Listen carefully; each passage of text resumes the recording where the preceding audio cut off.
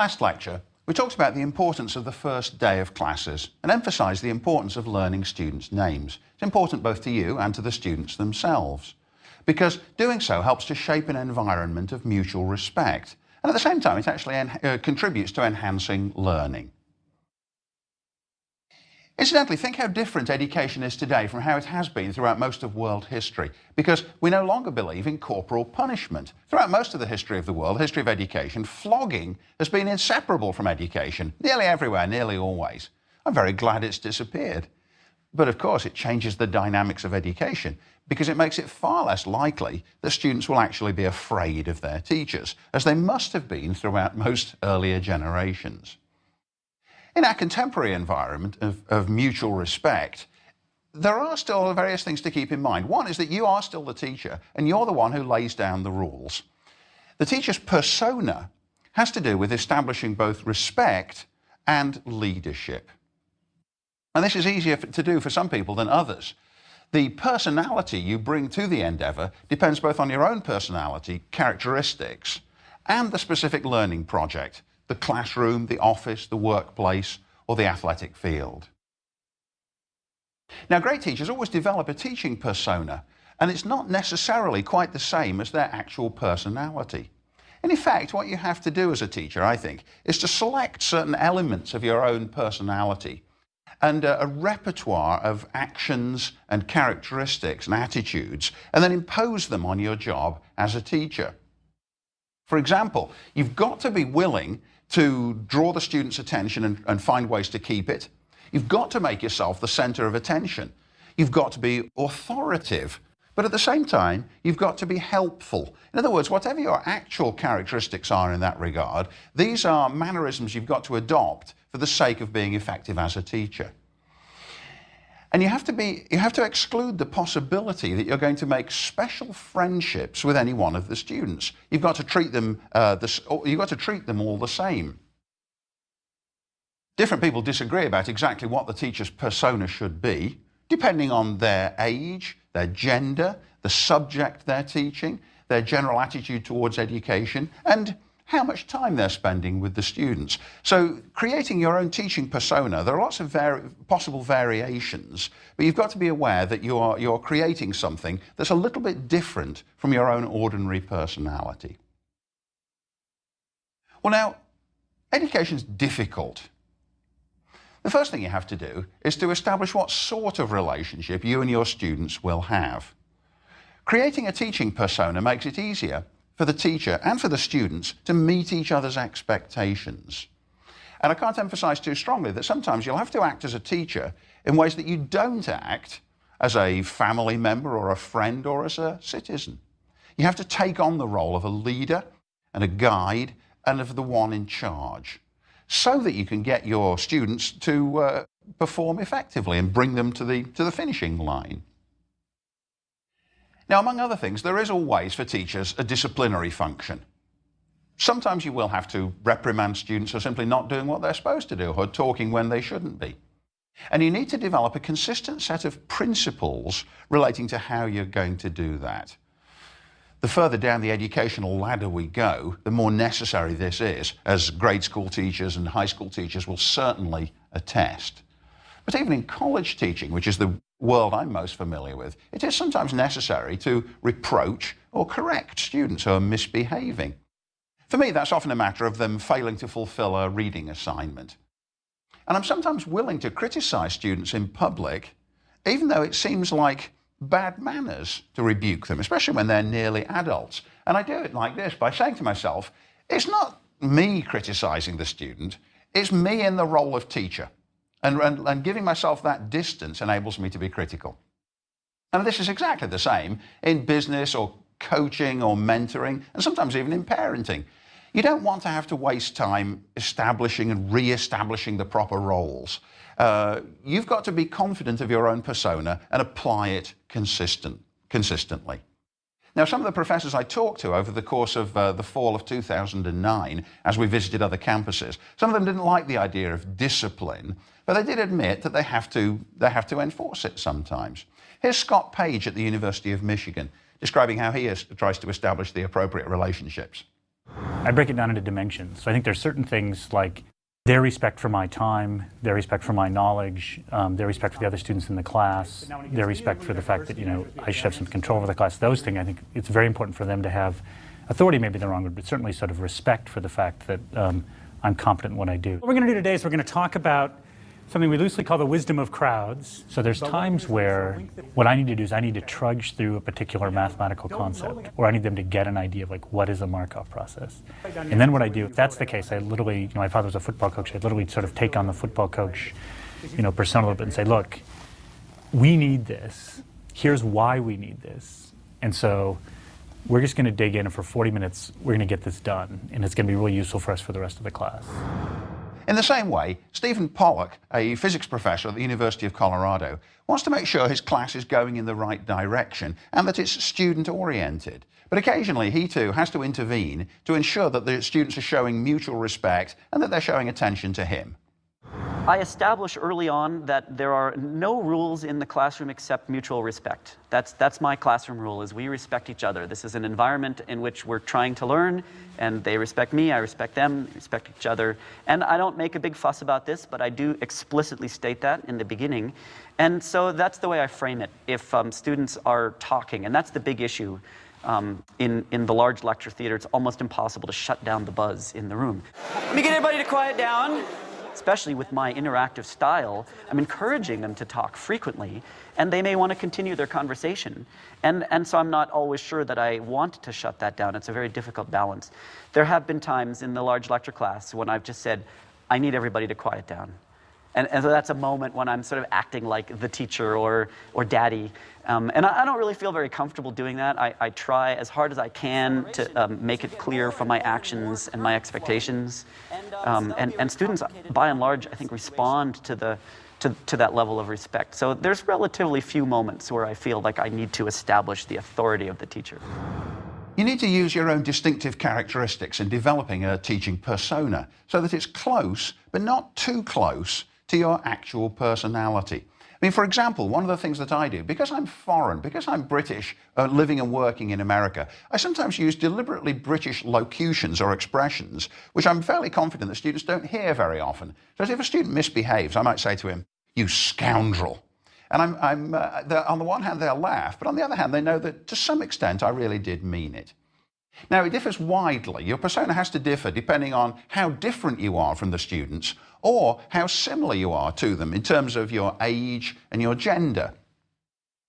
These are both very, very significant matters in creating a teaching persona.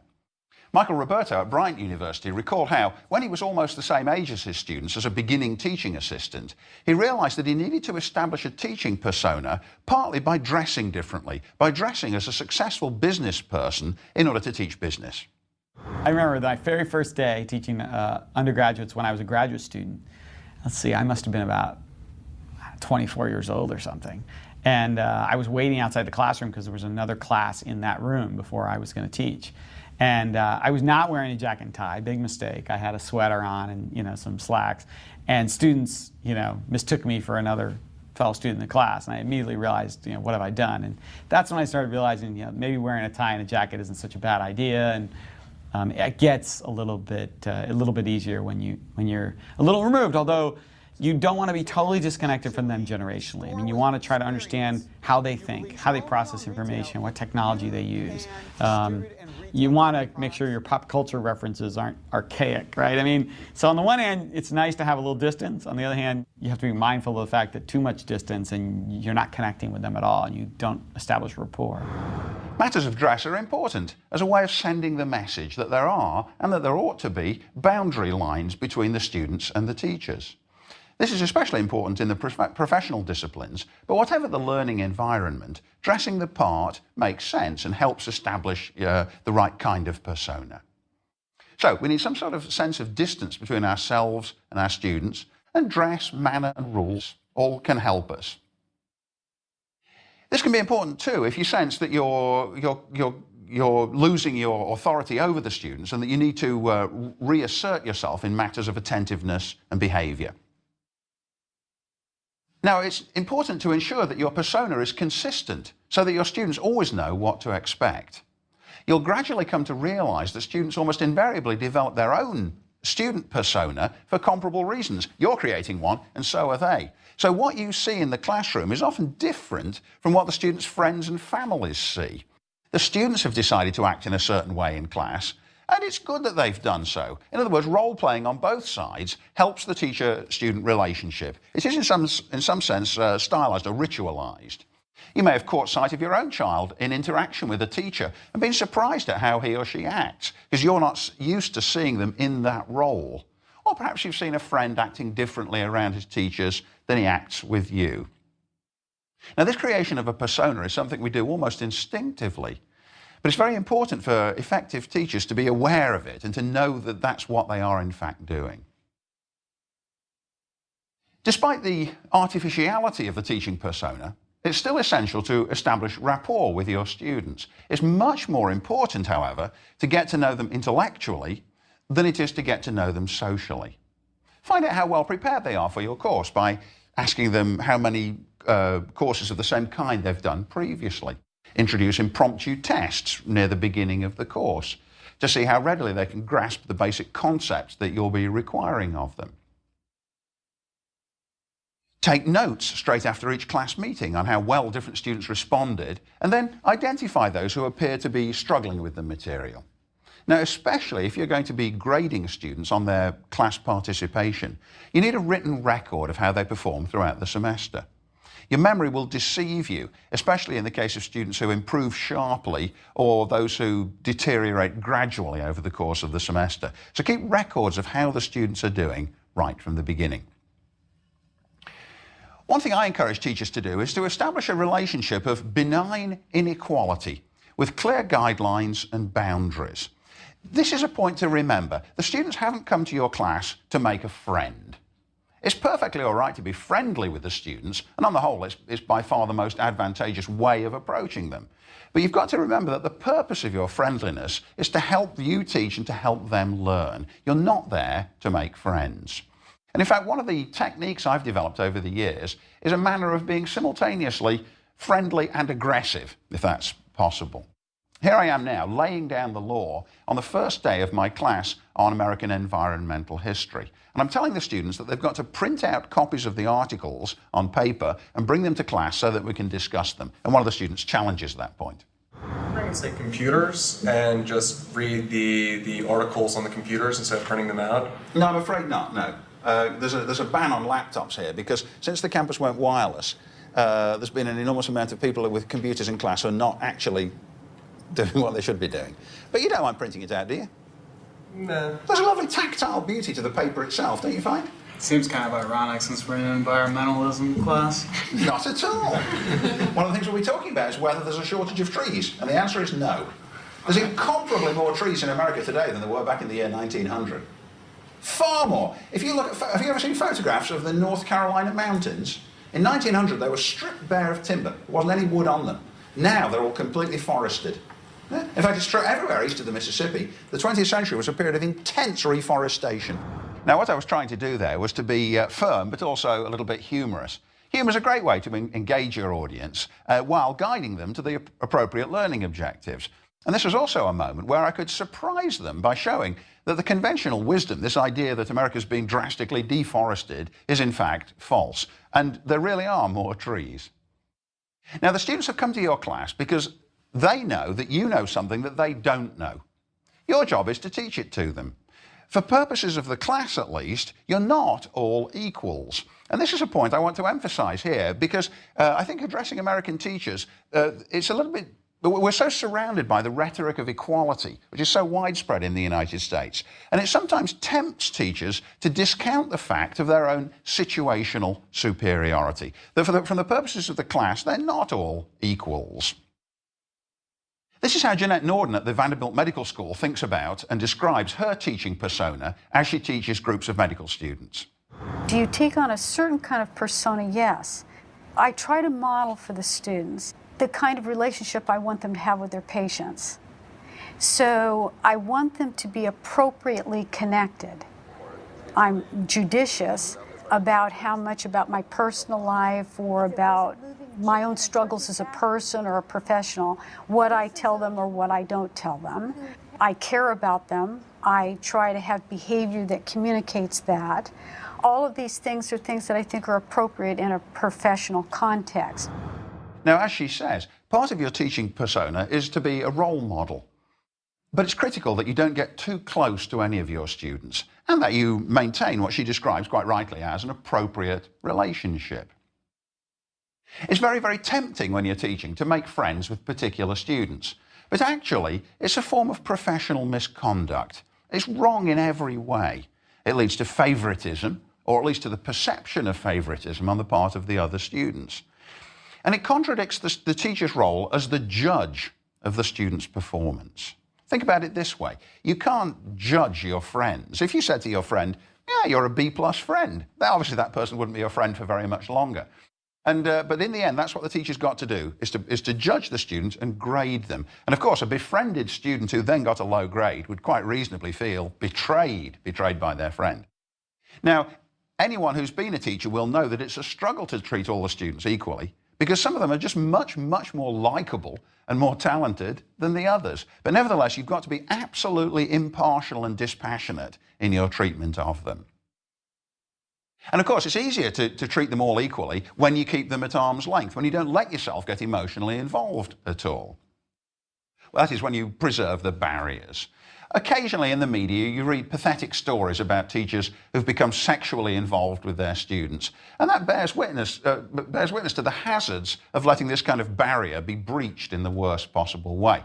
Now, of course, there's no question that there is something highly emotional and even potentially erotic about teacher-student relationships. Centuries of literature and tradition, stretching all the way back to Plato, make that perfectly clear.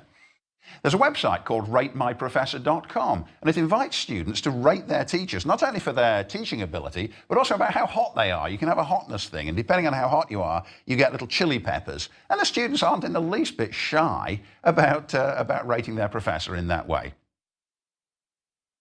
Now, the mentoring relationship is compatible with this rule I've suggested of not making friends. Outside of class, it is appropriate to give students advice about their future, advice about their education and their work plans, especially if they come to you to ask for it. And of course, in the nature of things, some of them will and others won't. Among faculty members, mentoring can be among the most rewarding parts of the whole job. But it's usually just with an exceptional minority of the students rather than with everyone. It becomes more common when you're teaching graduate students because they're actually undergoing a metamorphosis into aspiring faculty members. They're trying to become more like you. And with them particularly, you need to model the job to them. In the next clip of film, you'll see I'm advising and mentoring a graduate student who's getting ready to finish her doctoral dissertation and then to go out onto the academic history job market. And so she's asking me about the things she needs to be thinking about as she gets ready for her first year as a new professor. People who'll be good colleagues. Okay. You know, a person who's going to be willing to be on committees with them and willing to say yes when students ask for someone to advise them on this or that society. So, since I'm going to be starting teaching next year, hopefully, as a first-year professor, what do you think is the most important thing in order to sort of start off on the right foot?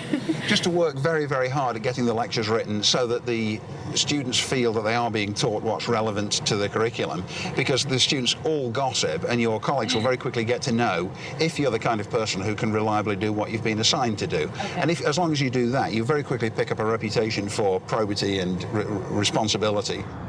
Now, a great teacher will find a way to create a distinctive tone and mood for his or her classes, and then to sustain that mood throughout the entire semester. Where possible, it's a great idea to create a mood of dramatic tension. For me, in teaching history, that's usually relatively easy because I can always say certain things happened and we're left wondering what was going to happen next. But I do think it's possible to create some kind of dramatic tension in teaching more or less any discipline. For me, it works like this. Teaching students to understand that in 1860, Americans really didn't know that they were on the brink of a great civil war. And that in 1862, even after the war had started, they still didn't actually know who was going to win. Things which are certain to us now because they've already happened and are finished were uncertain then. And making students feel that is a way of introducing dramatic tension into the teaching itself, and is a great way of preserving the students' attention. Emphasizing the uncertainties, emphasizing that we're real people, and that the people in history were also real people, living real lives, anxious, uncertain, worried, not sure what was going to happen. This makes it less likely that the students will have the feeling the history's all over and done with. Once it's embalmed in the pages of a textbook, it does tend to feel as though there's simply no drama left. And you've got to, and my job is to bring that alive again as far as I can. Now, I think that this extension of this creation of the mood is an extension of the teaching persona. It's an important part of creating a shared emotional experience in the classroom, in addition to the shared intellectual experience. Although I'm emphasizing the importance of the distance, I certainly don't mean to imply that there shouldn't be plenty of emotional tension and passion in the classroom. There should, but it should be devoted to the work. It starts with your own enthusiasm and your enthusiasm for the subject. And the result can be and should be the creation of a real community in the classroom that shares that enthusiasm. Listen to the way in which Professor John Hale at the University of Louisville explains exactly this point. I get to a point in a lecture, whether it's 30 people or 300, that I feel like a sort of a circle has come out from me and gone around the back of the hall and clicked. And everybody's in it, and we're all together, and we're all alert. We're like one big mind. And I feel then it's a conversation, even if it's just the visual eyeball-to-eyeball communication. They're brewing drink now. We don't know what kind of liquor is going into these things. Down in the Southeast, in historic times, there was a thing called the black drink, which was a mix of herbs with mildly hallucinogenic effects, and you drank it out of something like this, and if you were a warrior going out on the warpath, you would drink your black drink, you would vomit.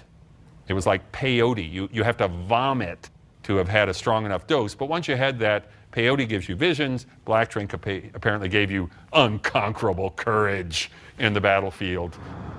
Now, I'm sure you noticed there how much Professor Hale was enjoying himself, unconquerable courage. You get the feeling that there's nothing he'd rather be doing than standing right there talking to those students.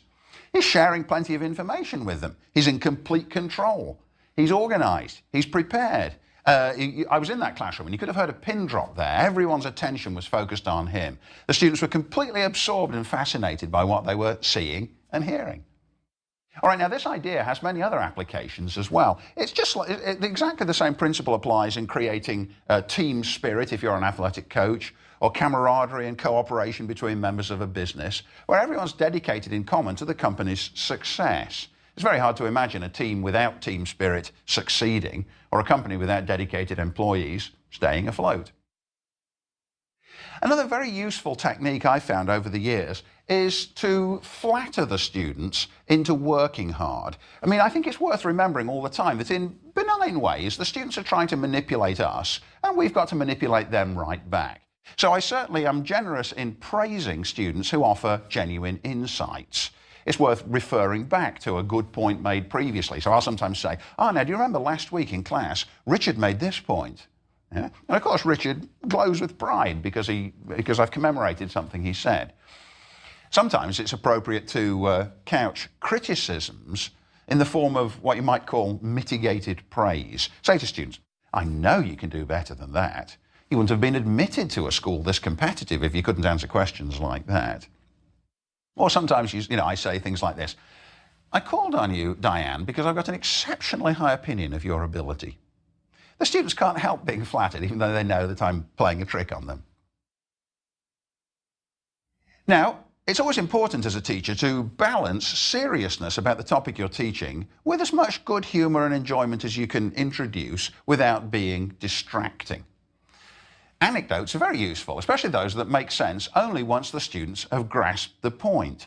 I once saw a bumper sticker and it said this: think about honking if you like conceptual art.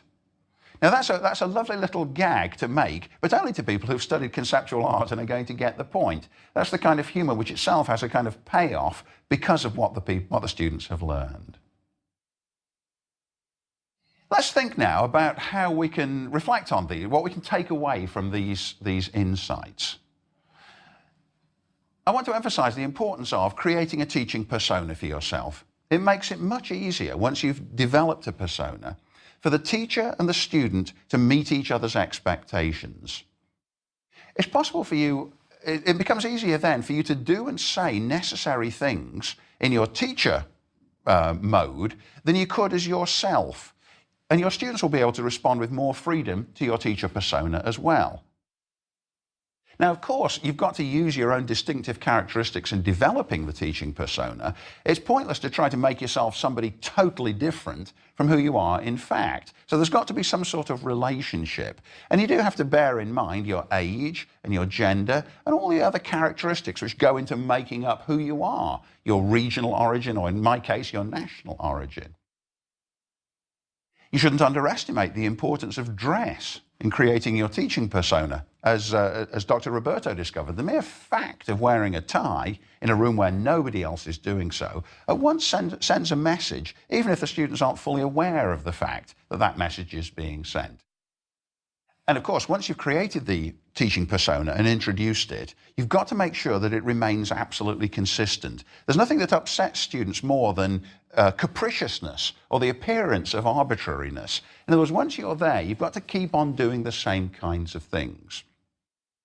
And I think that your teaching persona, once it's developed, will enable you to develop an appropriate relationship and a suitable kind of rapport with your students. Remember this above all, personal friendships with students are forbidden, and in many instances they're actually a form of professional misconduct.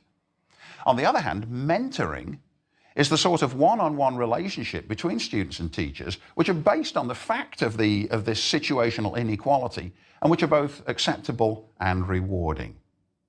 You should take great pride in helping your students to succeed, but at the same time never forget their limitations. Don't act as though you are like them. Emphasize the differences between you rather than the similarities. And of course, be ready for the fact that no matter how hard you work and how hard you try, not all your students are going to be successful. Some are going to achieve more than others. Some are never going to be fully engaged. You do everything you can, you work hard, but it's no discredit to you that they don't all turn out as marvelous successes.